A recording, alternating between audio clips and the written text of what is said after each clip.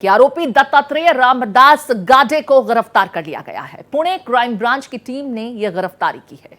शिरूर तहसील के एक गांव से गाडे की गिरफ्तारी हुई है। तो पुणे रेप केस से जुड़ी हुई बड़ी अपडेट, आखिरकार आरोपी दत्तात्रेय रामदास गाडे की गिरफ्तारी पुणे क्राइम ब्रांच द्वारा कर ली गई।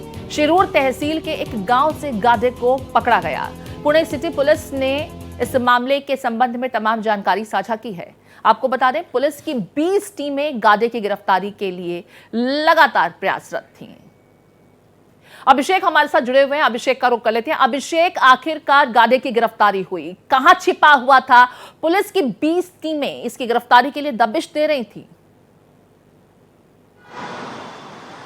देखिए, बिल्कुल पुणे रेप केस जिस तरीके से सामने आया वो पूरे महाराष्ट्र नहीं पूरे देश भर को चौंकाने वाला था कि एक सरकारी बस के भीतर एक महिला के साथ रेप, ये घटना काफ़ी चौंकाने वाली थी। और वो भी डिपो के भीतर जहां पर खुद सिक्योरिटी तैनात होती है, उस जगह इस तरीके की घटना होती है, जिसके बाद पुलिस लगातार एक्शन में थी और 20 टीमों के आसपास अलग अलग तरीके की टीमें बनाई थी जो महाराष्ट्र भर के अलग अलग हिस्सों में जहां उसको आइडेंटिफाई किया जा सकता था वहां पर गई थी।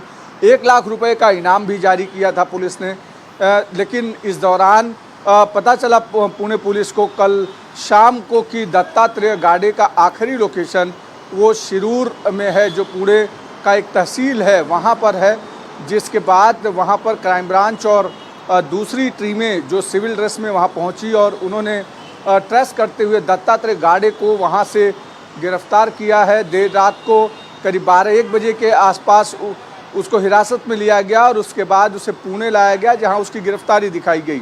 आज उसे कोर्ट में पेश किया जाएगा, लेकिन जिस तरीके से लोगों का सेंटीमेंट था, जिस तरीके के वहां पर प्रदर्शन चल रहे थे, उसको शांत करने की कोशिश है। लेकिन अब सरकार इस मामले को लेकर के कई अहम फैसले ली है पिछले 24 घंटे के भीतर, ताकि आने वाले समय में इस तरीके से कोई भी सरकारी डिपो या सरकारी जगहों पर जा कर के इस तरीके की अगर घटना करता है तो उसके लिए बहुत ज़्यादा सरकार के लिए भी चुनौती है। बिल्कुल, बड़ी किरकिरी यहाँ पर पुलिस विभाग की भी हो रही थी, संबंधित परिवहन विभाग की भी हो रही थी कि आखिर कैसे सरकारी बस में कोई व्यक्ति इस तरह के जघन्य कांड को अंजाम देता है और वारदात को अंजाम देकर के आसानी से भाग भी खड़ा होता है।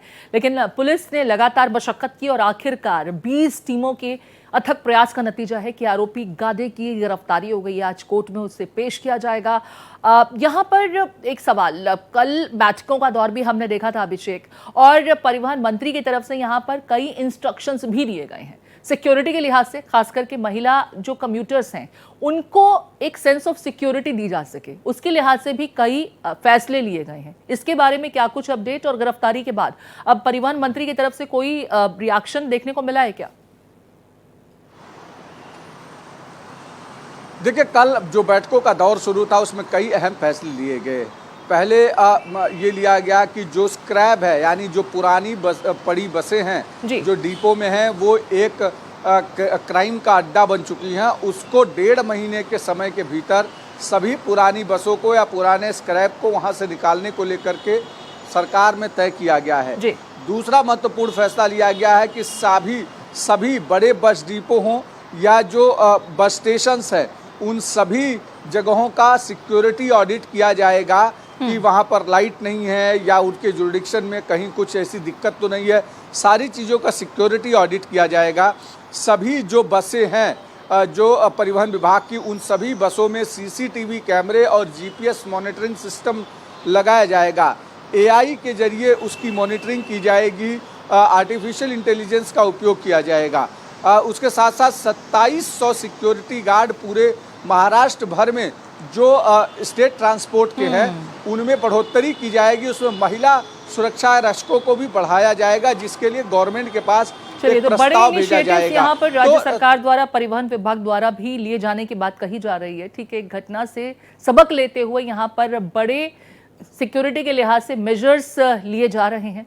बहुत शुक्रिया अभिषेक, विस्तार से तमाम जानकारी साझा करने के लिए। तो पुणे रेप केस मामले में आरोपी की गिरफ्तारी हो गई है, आज कोर्ट में आरोपी को पेश किया जाएगा। इस बीच अभिषेक बता रहे थे कि किस तरीके से आरोपी पुलिस की टीम को गिरफ्तारी से बचने के लिए लगातार डॉज कर रहा था, लेकिन आखिरकार पुणे पुलिस की क्राइम ब्रांच द्वारा इसकी गिरफ्तारी मुमकिन हो पाई। आज आरोपी को कोर्ट में पेश किया जाएगा, जिसके बाद फर्दर एक्शन देखने को मिलेगा।